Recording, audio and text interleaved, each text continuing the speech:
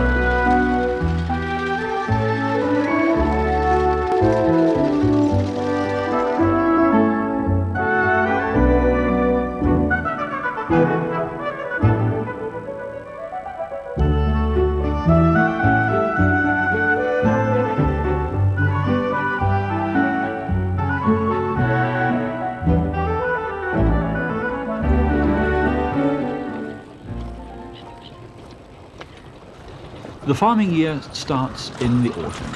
At Wayland's farm, it's ploughing time. Is this the sort of plough that you prefer for work? Yeah, this is a Ransom YL and was possibly one of the most popular ploughs in East Anglia, and to prove that, that was still being manufactured right up till 1949. And because, as you'll appreciate, good ploughing was always considered the root of good farming, and you could almost say the plough is a perfect implement by virtue of the fact you'll take the horizontal cut, a vertical cut, and the whole mass of land is totally inverted. And the development of the Ransom's YL, which stands for Yorkshire Light, I Apparently think. so, yeah. I mean, that was a great step forward in plough design and construction. This is right, yeah, and apparently that was through constructive criticism of a blacksmith from Yorkshire where one of these ploughs was sent, and Ransoms took him up on his criticism, and the plough was sent back, and he is reputed to have ploughed an acre with one of these by moonlight. And even the modern tractor plough, in principle, is the same, isn't it? I mean, it's right. not really been improved upon. No, they say it has, but I mean, to my mind, this is the perfect implement. Let's go through it, starting at the front, and because there are so many adjustments and so many parts to a horse-drawn plough. Let's start here. What is this? Well, this is what we call the height. So you've got adjustment for your width of furrow. If you find your plough is pulling sort of one way or the other. Then we've got how much you want the plough to actually draw in the ground. And also don't forget the height of the horses sometimes has got a bearing on this, because the taller your horses, the more they're pulling the implement out of the ground as they go forward. So again, you want to be able to adjust on here. We'll leave the wheels for a minute. Skim coulter, as its name suggests, is in point of fact just like a miniature plough. That turns the rubbish, muck, etc. away from in front of the knife coulter. The knife coulter gets the vertical cut and should just be able to put enough width between there so you don't get stones, etc. lodged, and that makes the vertical cut in the ground. And then the breast actually turns the furrow over and consolidates it against the previous slice. This regulates the actual width of the open furrow that your horse has got to walk in, and obviously the wider that is, the more power it's needed to actually pull the plough. And this lever neck here adjusts the pitch of the shear up and down, so obviously if your ground is hard you put it into one of the harsh notches to get the shear to penetrate. Let's come back to the wheels, Roger.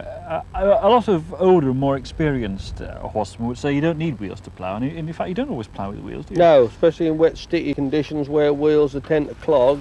We use a slide or foot, as we call it. But wheels do make the whole business of ploughing that much easier. Yeah, especially if you've got horses that are possibly not used to the job. That does obviously give you more stability, and obviously the wider your crossbar here, the more stable the plough is.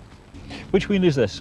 This is the furrow wheel, and that runs in the furrow and regulates your width of ploughing. So if you measure from the inside of your furrow wheel to your knife coulter across, then that is the actual width of furrow you're taking. Which in horse ploughing is usually about 9 inches. Yeah, at 9 to 10 inches, yeah. Now the other wheel? Is the land wheel, and that regulates the actual depth of ploughing. And so the actual depth at which you plough, I suppose there's a difference in height between the two wheels? That's right, yeah. So that's your plough, these are the horses. But what about the bit in between? How do the two connect? Virtually by plough trace, the whippletrace and the pommeltree, which really act as equalisers, so each horse pulls his fair share of the load, and he can't shirk his responsibilities. And these two overlap, I notice. Yeah, well, we always plough like this in Suffolk by virtue of the fact that by having your pommeltree narrow, you can see we've got adjustments on this, so we can either set it in or out. By having it like that, the plough pulls directly in the centre of draft, which is what you want. The wider your pommeltree, the more you'd have to go either side, and then you get that little bit of side pull. The width of the whippletree is important, because what you don't want is for the chains to rub the horse's sides. And obviously a mare what's in foal, you'd want a wider whippletree than a horse in normal working condition. And you'll notice too, on the ends of the whippletrees, the caps as we call them, are right on the end. The plough trace hook is turned inwards. Now if you're ploughing your headlands round the outside of a fence, you've got no fear of any of this getting hooked up. You see that would just bounce off a post. That's an important safety thing, the way the hooks go in. Yeah, very important. Yeah. And finally this bit, Roger. What we call the rain guard, which I suspect was an optional extra and nearly always blacksmith made. That just keeps the line up and stops it getting hooked up under the whippletrees. Or under the horse's foot, That's or right. anything like that. And of course, if we follow the line along, and again, this is something that's peculiar to East Anglia, by virtue of the fact we have what we call a whole line, which goes through the eye on this handle, behind the hook on that one, and back to the horse. Now, this enables you to drive when you're drawing out with one hand and hold the plough with the other. When the horses are going nicely, you can drop it down in front of you and you don't have to worry about it, but that's there in an emergency. Now the most important item of equipment was a spanner, complete with Ransom's name on it. And fits every bolt on the plough. That's right. Every adjustment you could want to make. That's right. You're going to hear a lot of East Anglian and in particular Suffolk expressions in this programme. This is called drawing out, and in your part of the country it's possible a different expression will be used. Whatever you call it, it is arguably the most important furrow because it is the first, and it has to be straight. Whoa, hop. Well, you've done your first furrow, Roger, and a very nice straight one too. Yeah. I mean that's essential, isn't it? The first one should be straight. Yeah, you want a good straight furrow for a start, because if not, you know, you're spending time taking bends out and so forth. But if you've got a good straight furrow, that's the foundation for a good top. Now the essence of horse ploughing, there are two things to think about all the time. One is the positioning of the horses, and the other is obviously the positioning of the plough. Now, having done one furrow, what do you do next? Well, we shall now go down with the two horses straddling this open furrow. I shall now turn that back a little deeper. Then coming up the next time, we shall complete the line of the top, which in point of fact is just like, as you know, a ridge of a roof with the rubbish buried up the centre.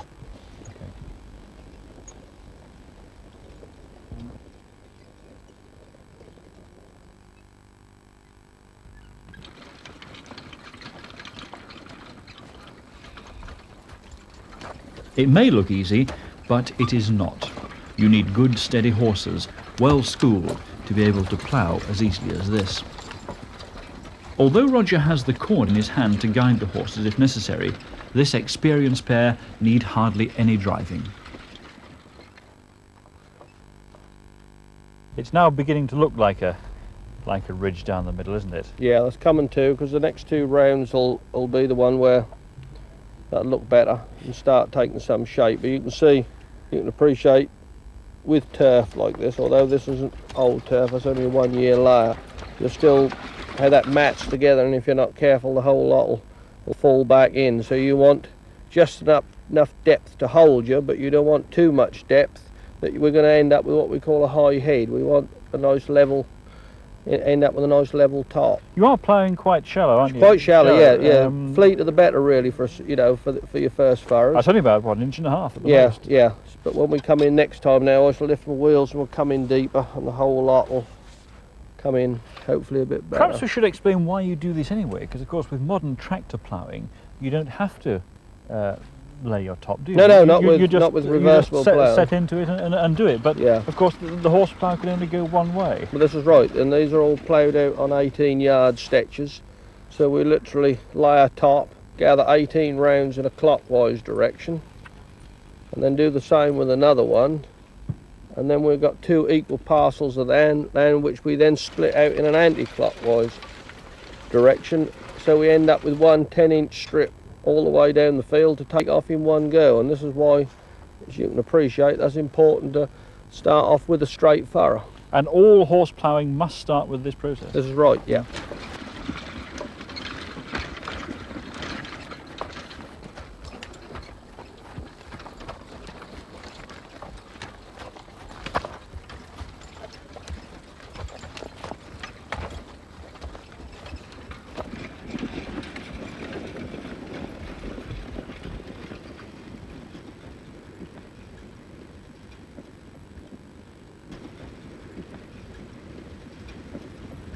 The furrow horse can now walk in the furrow as he has been trained to do, and when this furrow has been completed, the ploughing really starts to take shape.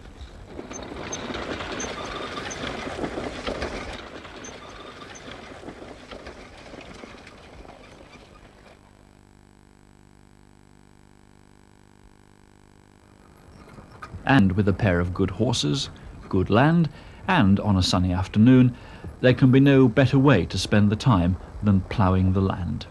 As someone once said, it is a poor excuse for work. Nevertheless, it is worth remembering that to plough an acre, which a man and a pair of fit horses ought to be able to do in a day in good conditions, man and horse will walk no less than 11 miles, and the weather is not always as nice as this.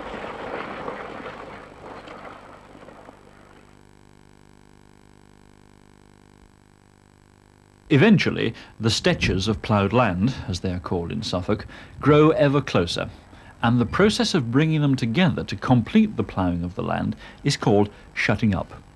It calls for just as much precision as the drawing of the first furrow.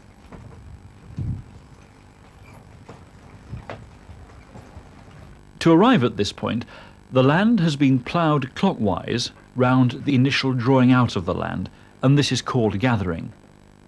After 18 rounds, the land between the stretches is ploughed anti-clockwise, and that is known as splitting, until a narrow width of unploughed land is left. This can be the tricky bit. The final furrow must not be ploughed too deeply, or it will leave its mark on the field forever. But it is an important furrow, for in the days before highly efficient field drainage, it was down this furrow that surplus surface water got away from the field. Whoa!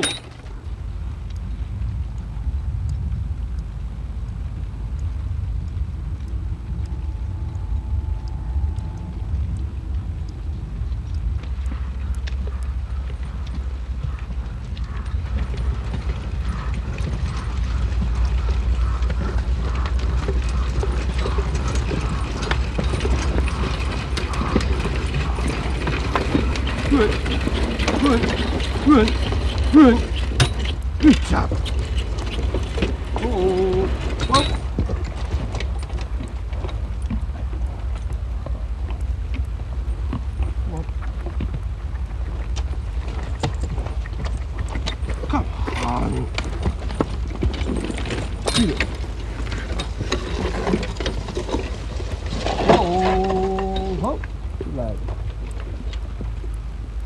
good test of the final furrow is whether or not you could see a mouse run along it. You'd have no trouble spotting a mouse in this one. And so, with the day's work done, the horses head for home.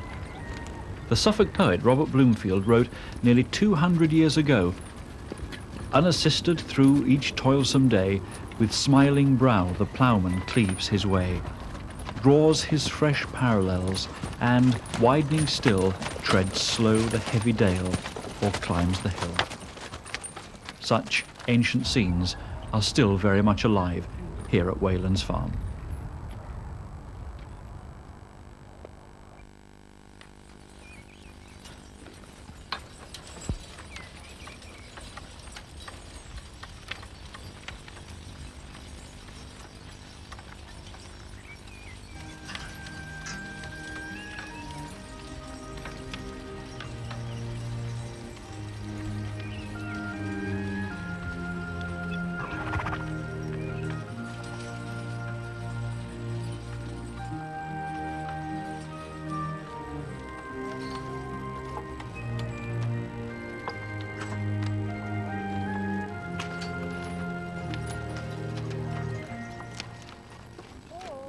The seasons move on, and as soon as the land is fit, it is prepared for sowing.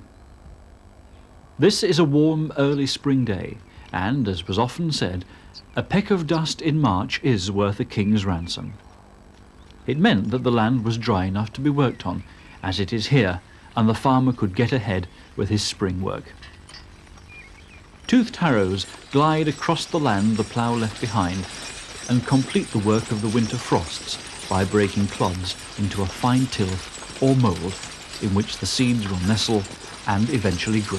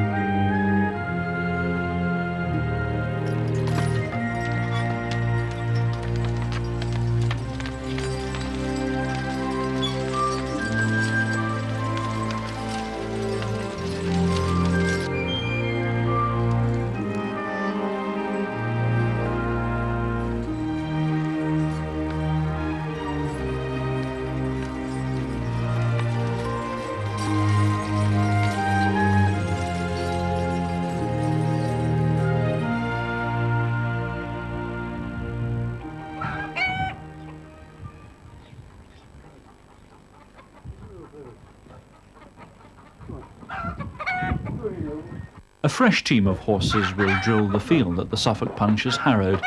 3 of the Clark's grey Percherons.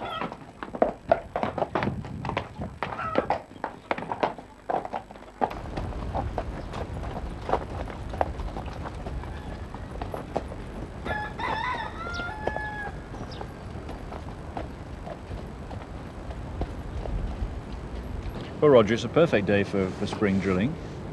Yeah, good day, a little bit of breeze out.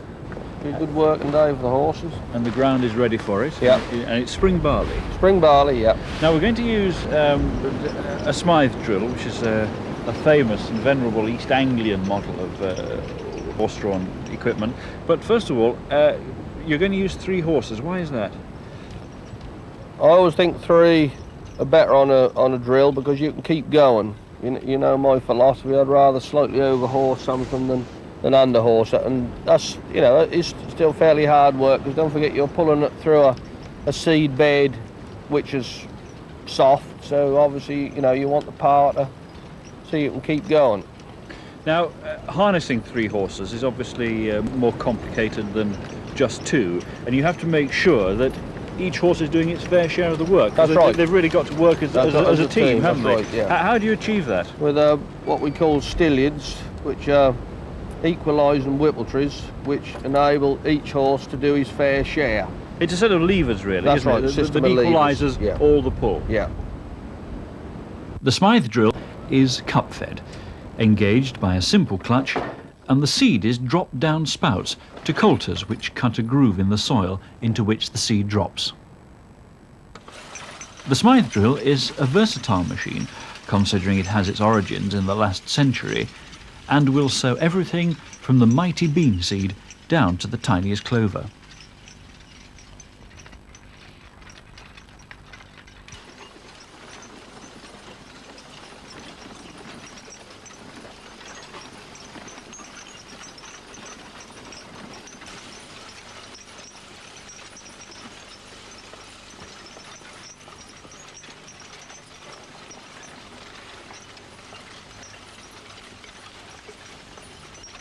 Straight work was essential with horses because weed control was done by mechanical means. The corn was actually hoed. There were no weed-killing chemicals. If the corn was not sown in straight lines, hoeing became impossible. Anyway, with horsemen, straightness of work was a matter of pride. Here, Roger guides the 3 horses by holding the cord in one hand and steers the drill with the other. He is steering so that the wheel in front of him follows precisely the mark left by the drill when it made its last pass across the field. That way, all the rows will be equally spaced and parallel.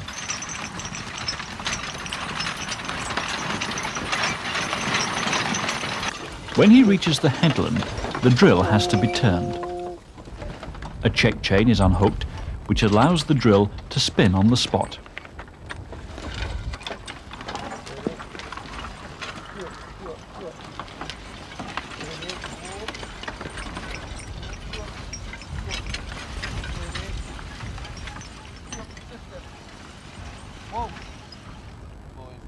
The chain is then hooked back on, and the horseman changes sides so he can see the wheeling he's just left and steer to it.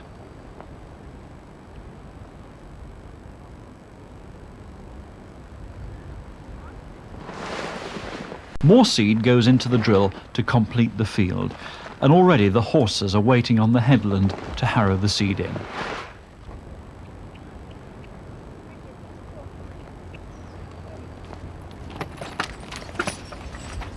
And the seed is now being covered with the soil from which it will derive its moisture and food, and the process of drilling is almost done.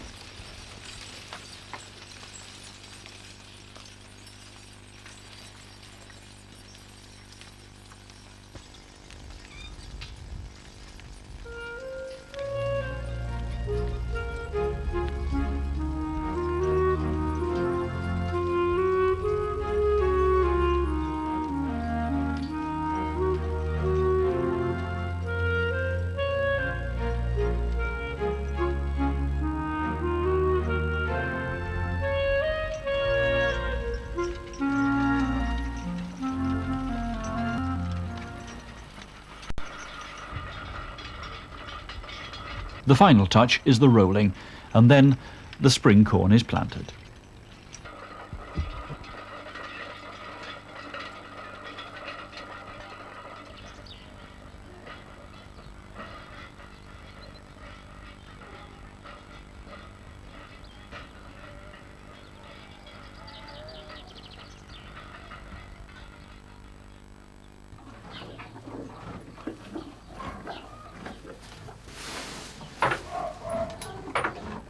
Without harness, the horse cannot work.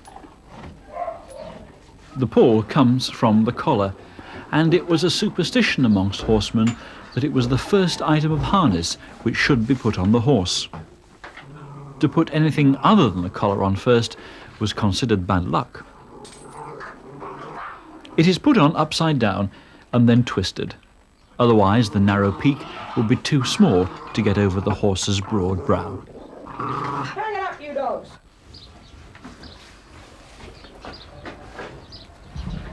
Oh, yeah. A crupper loops round the horse's tail to prevent the collar falling forward when the horse drops his head.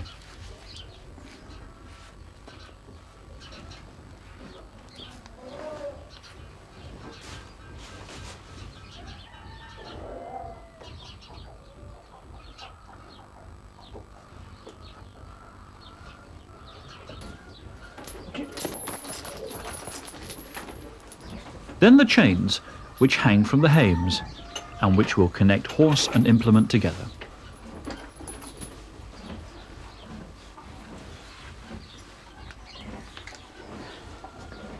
Come on. Cute.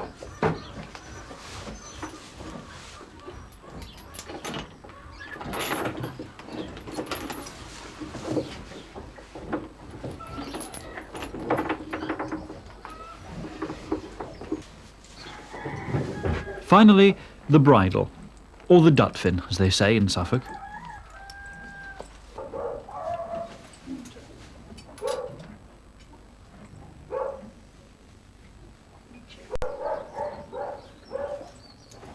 And the horse is now ready for work.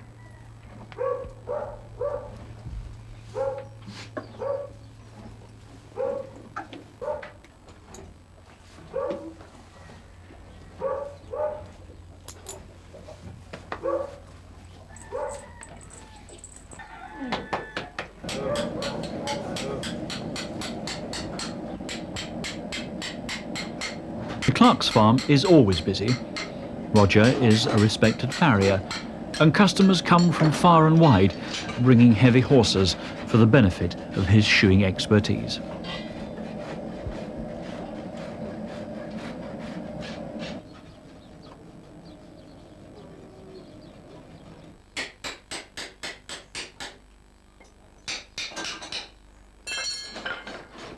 Oh.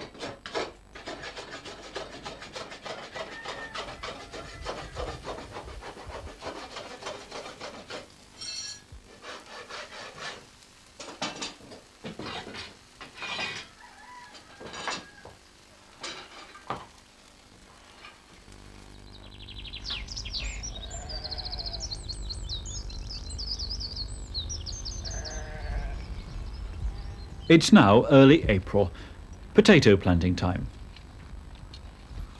The seed potatoes will be planted in these double-sided furrows and then covered. The plough is a ridging plough which throws the earth to both sides, leaving a V-shaped trench.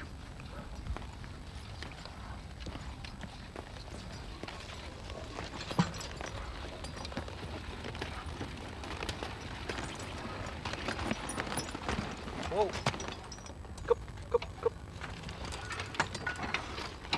Whoop. Goody over. Cup, cup, cup, cup. Whoop, whoop, whoop. Goody, goody. Whoa. Get up the steps. We're putting potatoes in today on 36-inch ridges. That is to say the ridges are 36 inches from crown to crown. When the potatoes are laid in, we shall split the ridges back over them, and hopefully they'll all be even 36 inches from top to top all the way across the field. Today we're using a double tom or ridging plough with two bodies. Now on the side you'll see we have a bout marker. Now as I go up the field, the bout marker will leave a scratch mark which will be the exact distance from the point of the shear on the last round. So like that, if we follow the mark accurately, we can then keep our ridges accurate. As we're working on 36-inch ridges, that's necessary for the horses to walk a lot wider apart than you would do if you were ploughing. So therefore, we have them on a long pommeltry, which enables the ridging plough then to be pulled in the centre of draft, which makes it a lot easier to handle.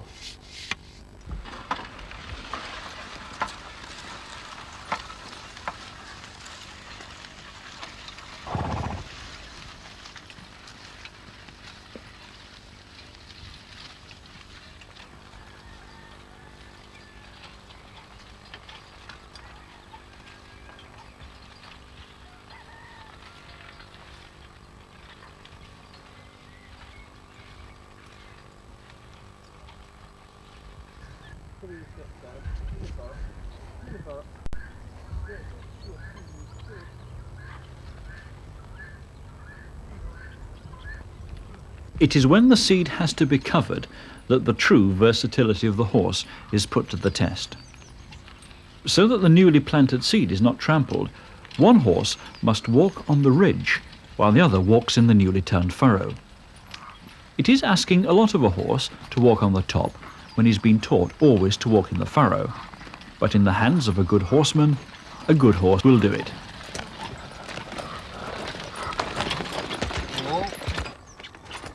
Get up. Get up.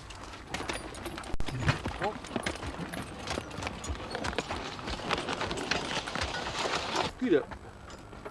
Get up. Get up.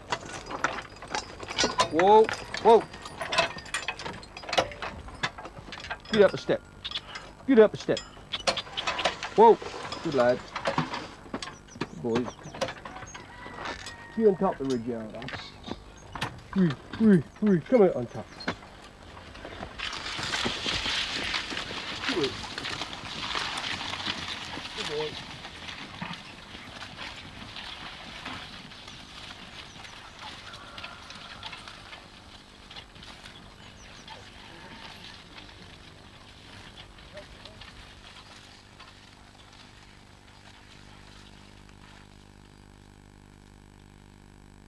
It doesn't seem long before the green shoots of the new crop are bursting through.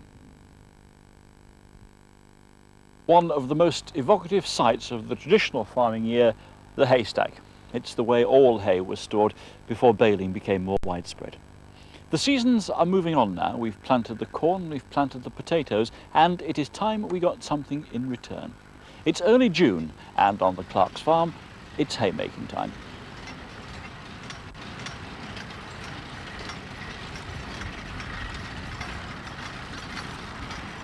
Horses draw the mower.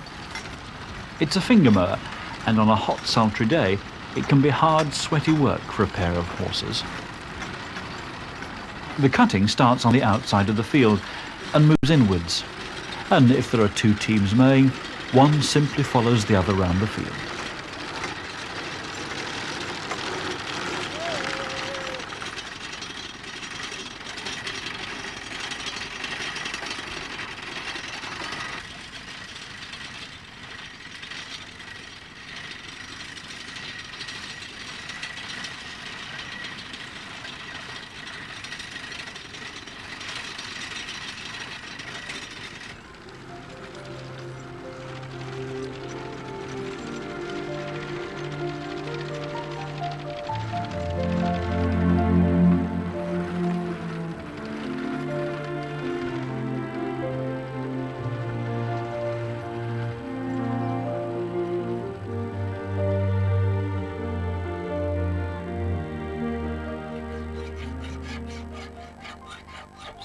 Sharpness is essential, otherwise the mower will clog, which makes tempo short, as well as making it even harder work for the horses. This is a good heavy crop, and they will need all the help they can get, so at regular intervals the knife is either sharpened or changed, and the machine given a good oiling. You make hay when the sun shines, and you want no breakdowns to interrupt the flow of the work when the weather is on your side.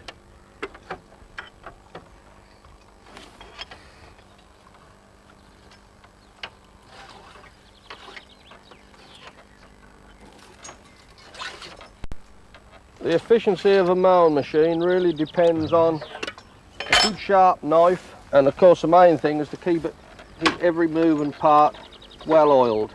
This makes it run better, but it makes it a lot easier on the horses as well, as does a sharp knife.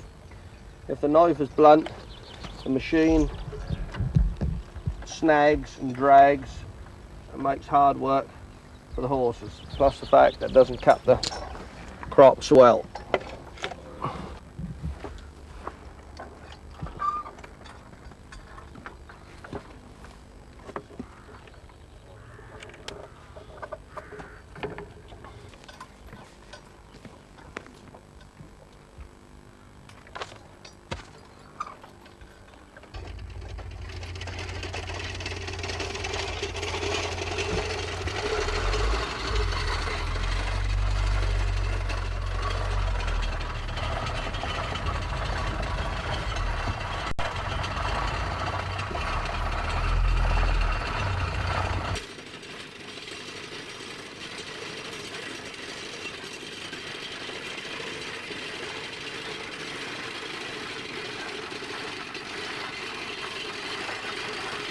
The horses must be thought of too. They can sweat heavily doing this job, and so regular draughts of water will be very welcome.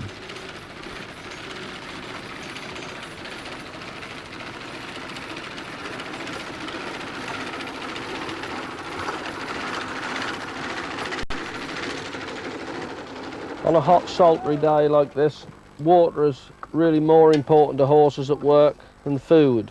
So that's important. I always think if you haven't got a supply of water on the field, to be able to bring a few buckets down so they can have a drink several times during the day.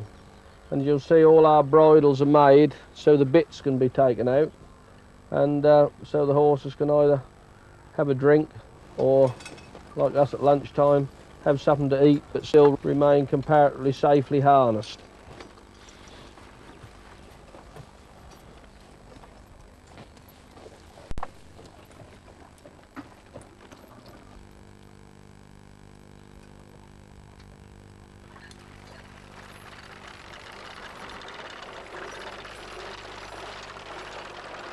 This is a different hay crop, but an important one at Wayland's farm, and it can be even harder work than mowing grass.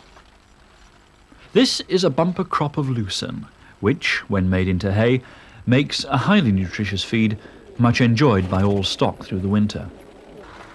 It's when working with this crop that horses have a great advantage over tractor-drawn machinery. As the lucerne begins to dry, the leaf can become very brittle and can easily drop from the stalk if roughly handled. Horse-drawn machinery tends to be more gentle in the way it treats the crop, and so none of that precious leaf, in which most of the nutrition lies, is lost.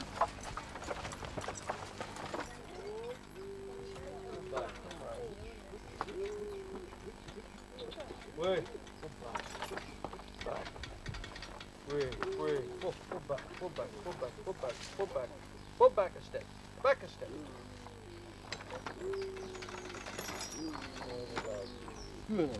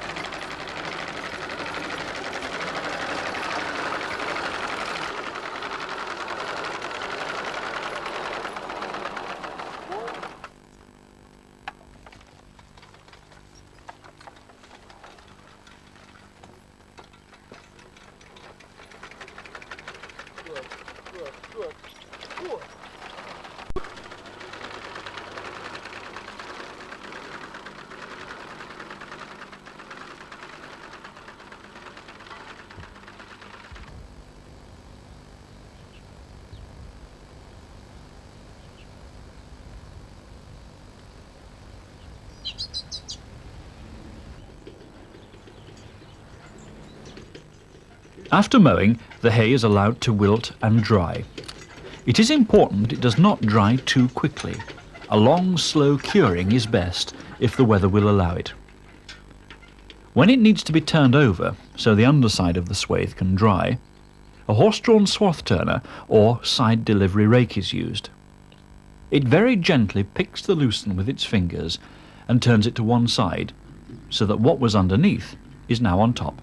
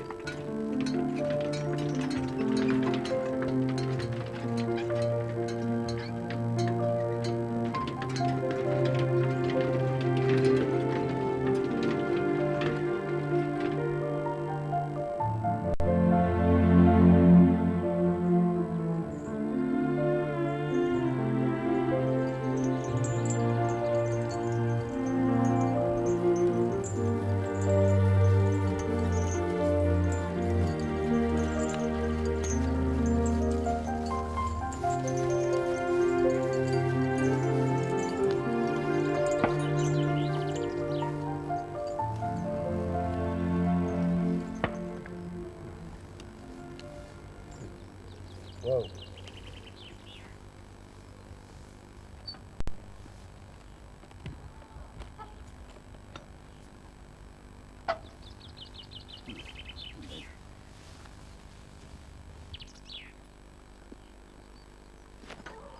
That's it.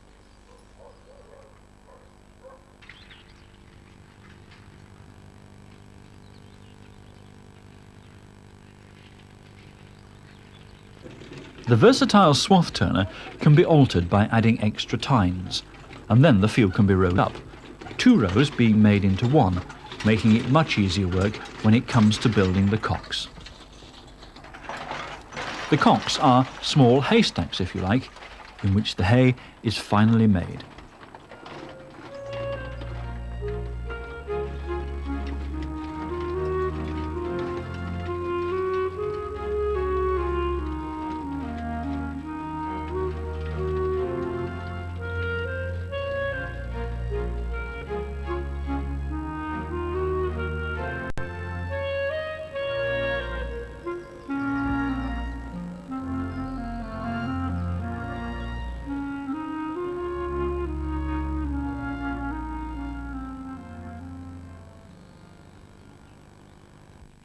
This is the hay sweep, a very rarely seen piece of equipment these days.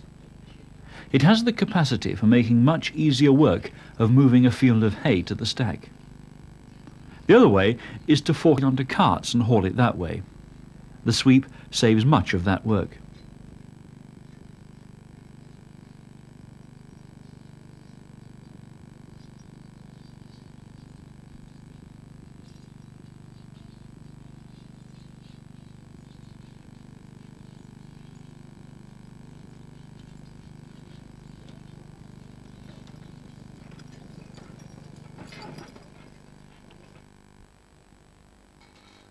The horses wear slightly different harness. They still pull using chains, but they wear a breechin as well, as they'll need to reverse the sweep away from the stack. The breechin, across their hind quarters, is there for them to lean back into. The horses also have to work a good distance apart, and this is where versatile and steady horses are essential.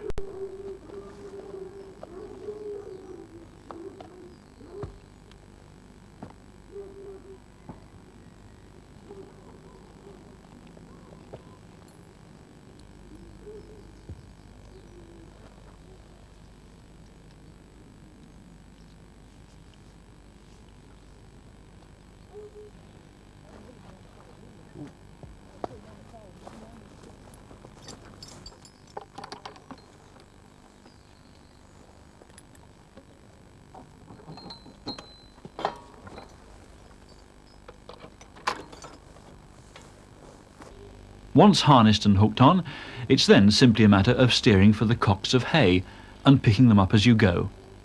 A full load is then taken to the elevator, the horses reversed, and the load forked onto the elevator and up to the top of the stack.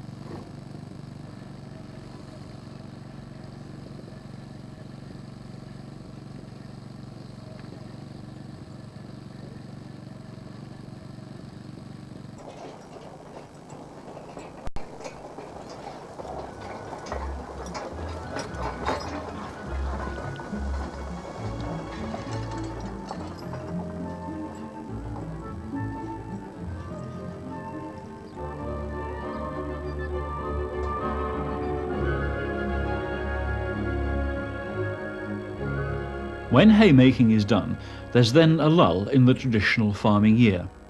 The corn gradually ripens, ready for harvest in early August. And it's the time of year for the county and agricultural shows. Roger and Cheryl Clark are regular exhibitors at most of them. While they're away, the wagons stand ready to cart the sheaves, and the horses prepare to face what is their most grueling job of the year, the corn harvest itself.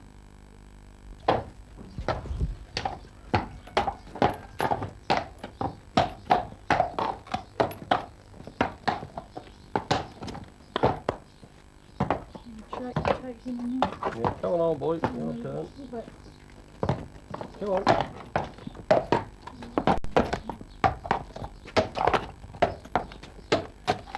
Good. Relax. All right, come on then.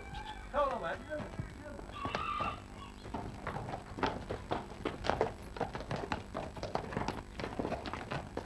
Come on, boy.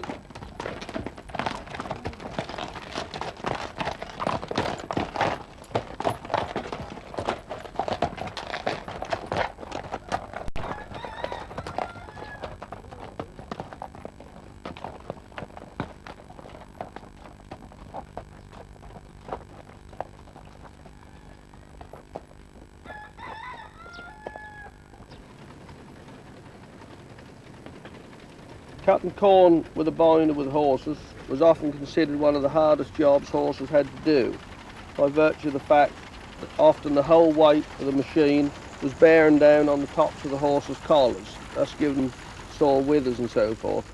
But to overcome this, we always hook onto a bogey which eliminates all the weight off the horses' collars. And you'll see the horses pull by a combination of whippletrees, and also the bogey has got steel ribbed wheels to stop any side draft.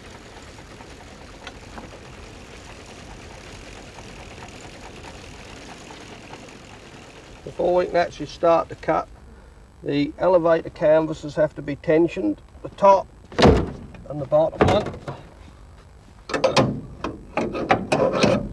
And then the platform canvas is tightened by means of a screw.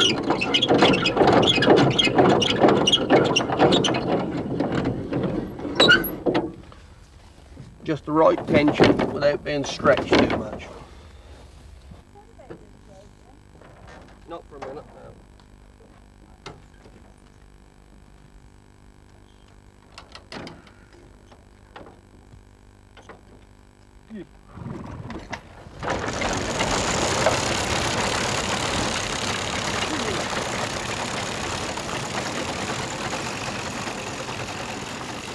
Now this is a crop of rye which we're cutting with binder, and in point of fact we've got more or less two crops here.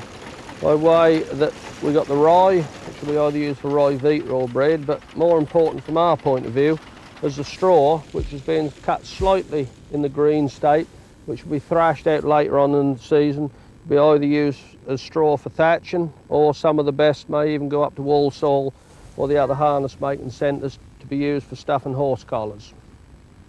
As you can see, cutting with a binder is fairly labour intensive, as not only does it have to be cut, but it has to be stood up or shocked as well.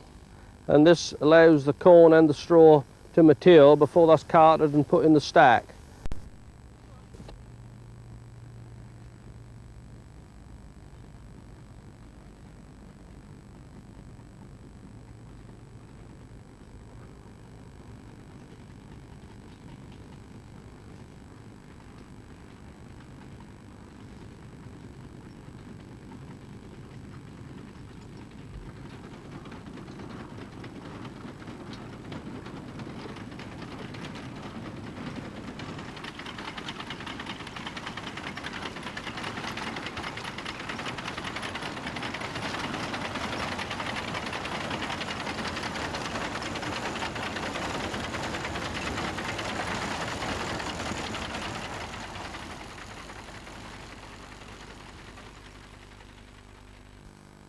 The most important thing with stacking sheaves is that they must be kept dry. So therefore we want a good thick stack bottom to keep the sheaves well off the ground, so as dampness will always rise up through them. And we also want a stack bottom, which will take all the crop from the particular field that you're carting from. The last thing you want is a stack half built and then find you've run out of sheaves. So what we normally keep a count of each particular field and know how big a stack bottom we're going to use. This particular stack bottom has 7 yards by 5 yards, so hopefully that will take the whole crop, and the last 2 or 3 loads will be used for topping up. As the stack is being built, the walls start off by being inclined slightly outwards. The middle must be kept full because you don't want sheaves inclining inwards, because if you get rain on them, the rain can eventually percolate into the middle of the stack. So that's important to keep the middle full, and you'll notice the outside layer goes round and the next layer comes round, which binds the outer layer of sheaves in, just a bit like building a house. Each round of sheaves actually binds the previous layer in till you come to the middle, and then because you start on the outside again. Corners are most important, and when you're on a stack, when you're either stacking or bullying as we call it, putting sheaves to the stacker, you want to keep well away from the corners, because if once a corner slips out, you had it. You might as well take the thing to pieces and rebuild it.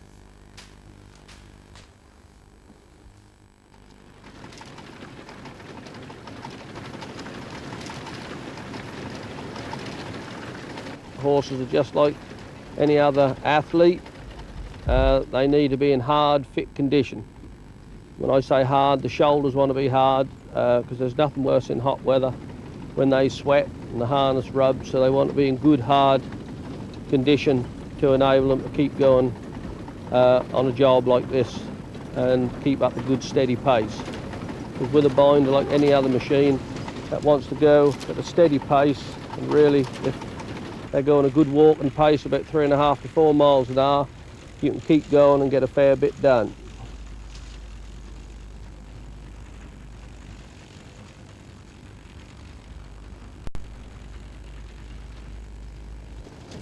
We tend to use 2 teams, 2 3-horse teams, which will change roughly every 2.5 hours. This enables the other ones to go home, have a drink, some food and a rest, and then they start off on another shift about 2.5 hours later. So like that, we can keep going at a good steady pace from about 10:30 in the morning when that's dry enough to be able to make a start, and keep going till possibly 7 or 8 o'clock at night.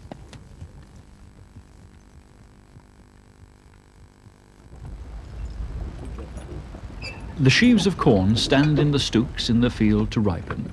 How long depends on the weather and the crop. In the case of oats, it was the tradition that they should hear the church bells 3 times before they were ripe enough to cart. As the stack gets larger, the elevator will be needed to get the sheaves to the top. And now it is the job of the horses and the wagons to bring the harvest home.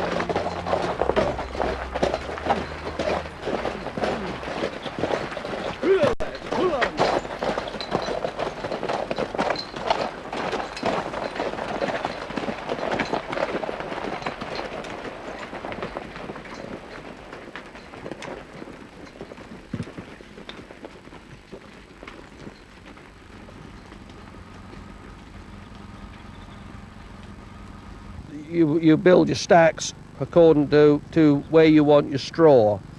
And as this straw all go for thatch, and obviously that's got to be in a convenient position so the thatchers can come along and load their vehicle up to take it away. That's no good having it in the middle of a field so they can't get at it. So this is another important thing. And also, even if you have several stacks in a stack yard, you have to take into consideration which way your straw is going to go, where you're going to stack your straw, and also that you can get your thrashing drum actually between the stacks and you've got room to work, taking chaff off, taking your coulter away, and all the other various jobs connected with thrashing.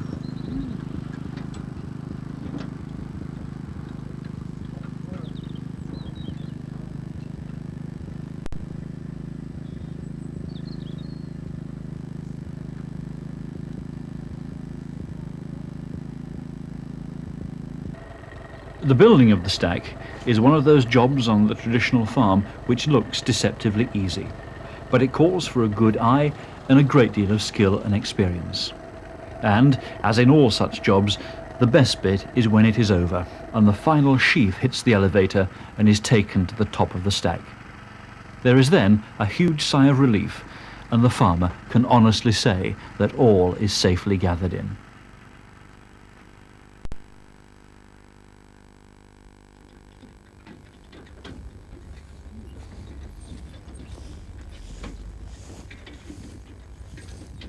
But the job is not quite over yet, for the precious crop must be protected from the weather. This is where the farmer's thatching skills must come into play. The stack really want a few days to settle, and then basically that wants thatch, and then as soon as you can, because the idea of thatch obviously is to keep the rain and the weather out of the crop what's inside the stack. The broaches that we use to peg the thatch on with are a hazelwood, which is cut sort of in the autumn when the sap is going down, and then the broaches are then split. That's quite a skilled job, splitting broaches, and you get a good thatcher with a sharp hook, and you know, he can do several hundred in a very short time. The thatch, once that's on, it doesn't obviously want too much wind on it. It wants a bit of rain and a bit of damp, so that can what we call get together. Once that's sort of moulded itself into and with the stack, even if the string rots, the thatch will very often, if it's been put on properly, that'll stay on there.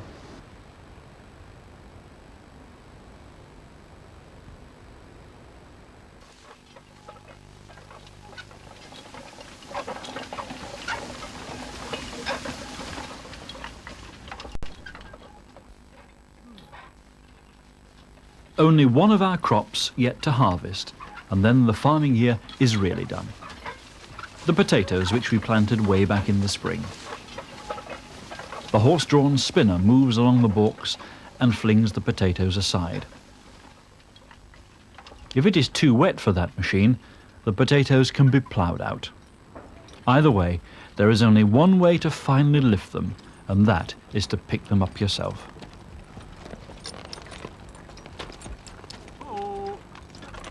Well, the farming year has almost come full cycle. The last of the spring crops that we planted, the potatoes, are now being harvested, and then the horses will go to plough and the farming year will have come definitely full circle.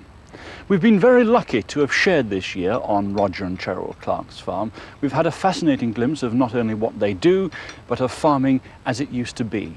And to anyone who might say that none of this has any relevance whatsoever to the modern agricultural scene, then I would say it would be a foolish person indeed who said that horses would never ever return to the land. Come on, guys. Cheer.